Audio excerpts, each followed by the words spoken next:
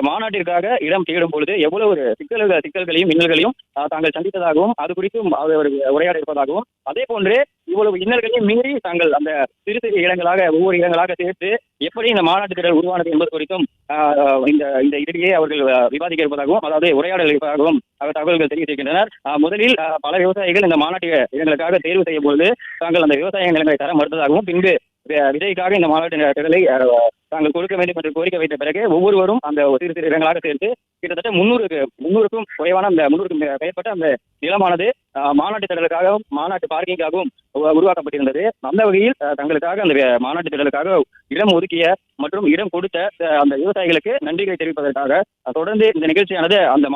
மாநாடு முடிந்த அந்த 2 நாட்களுக்கு உள்ளாகவே இந்த நிகழ்ச்சியானது ஏற்பாடு செய்யப்பட்டிருந்ததாகவும் அவருடைய